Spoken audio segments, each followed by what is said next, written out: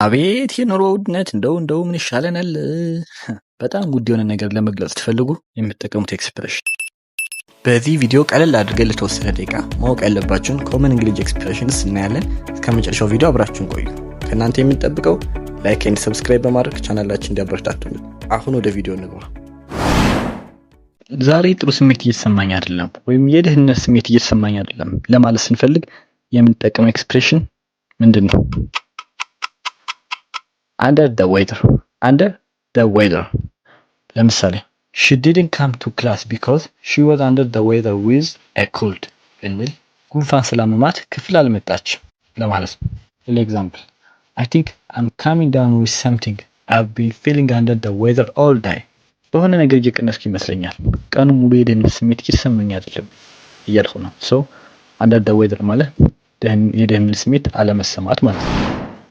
አንድ ሰው አሁን የራስን ውሳኔ የምትወስንበት ወይም እርምጃ የምትወስድበት ሰዓት ነው ማለት ትፈልጉ ምን አይነት ኤክስፕሬሽን ትጠቀማላችሁ? The ball is in your court. The ball is in your court. For example, I've given you all information. Now the ball is in your court. ሁሉንም መረጃ ሰጥቻለሁ። አሁን የቀረው የራስ ውሳኔ የራስ ድርሻ ነው ማለት ነው። For example, you need to decide if you want to accept the offer. The ball is in your court now. የቀረበልህን መምረጥ ከፈለክ መወሰን አለብህ። ውሳኔው በእጅህ ነው ካሁን በኋላ እንደማለት ትርጉም። so the ball is in your court ማለት የራስህን ውሳኔ የምትወስንበት ጊዜ ነው ሰዓት ነው ማለት ነው። ይሄማ በጣም ቀላል ነገር ነው ለማለት ስትፈልጉ የምትጠቀሙት ኤክስፕሬሽን piece of cake ማለት ለማድረግ በጣም ቀላል የሆነ ነገር መግለጽ ስትፈልጉ የምትጠቀሙት ኤክስፕሬሽን ነው። ለምሳሌ the exam was a piece of cake. I finished it in half an hour. ፈተናው በጣም ቀላል ነበር በግማሽ ሰዓት ነው የጨረስኩት ማለት ነው። ሌላ ኤግዛምፕል learning how to use this software a piece of cake. You pick it up quickly. ማለት ኮጁዋል ወይ እንደዚህ በቀላል ነው ማለት ነው። so ሶፍትዌር እንዴት እንደምትጠቀመው መማር በጣም ቀላል በፍጥነት ትይዘዋለህ ለማለት so piece of cake ማለት በጣም ቀላል ማለት ነው። አቤት የኑሮ ውድነት! እንደው ምን ይሻለናል? በጣም ውድ የሆነ ነገር ለመግለጽ ትፈልጉ የምትጠቀሙት ኤክስፕሬሽን cost an arm and a leg. The repairs on my car cost an arm and a leg this time.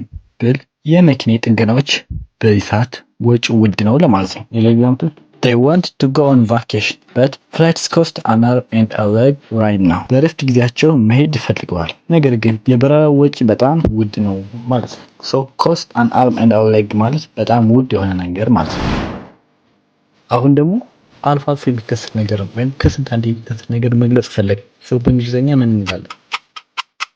once in a blue moon.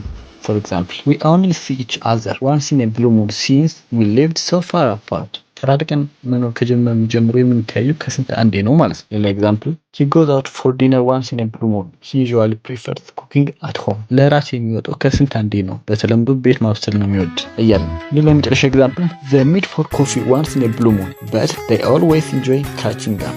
catch up ማለት ጋር talk to ወይም communicate with personally or phone or በሌላ በሜሴጅ ሊሆን ይችላል ማውራት ማለት ነው። ለቡና የሚገናኙት ከስንት አንዴ ነው ነገር ግን እያወሩ ዘና ይላሉ እንደማለት ነው። so once in a blue moon ማለት ከስንት አንዴ አልፎ አልፎ የሚከሰት ነገር ለመግለጽ ስንፈልግ ነበር። በሰዓቱ ፋሽን የሆነ ነገር ወይም ብዙ ሰዎች እየተከተሉት ያለውን ነገር ማድረግ ወይም እዛ ነገር ውስጥ መሳተፍ ምን ይባላል በእንግሊዝኛ?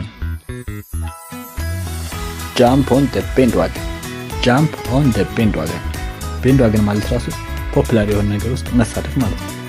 ኤግዛምፕል ነው After seeing how popular it became, I decided to join on the bandwagon and try yoga. ምን ያህል ታዋቂ መሆኑን ካየሁ በኋላ ዮጋን ለመሞከር ወሰንኩ ማለት ነው። እዚህ ጋር ሌላ ኤግዛምፕል he didn't want to jump on the bandwagon of trendy fad but eventually gave in. ሰው ሁሉ የሚከተሏቸውን ነገሮች ውስጥ መሳተፍ አይፈልግም ነገር ግን በመጨረሻ እጅ ሰጠ ማለት ነው።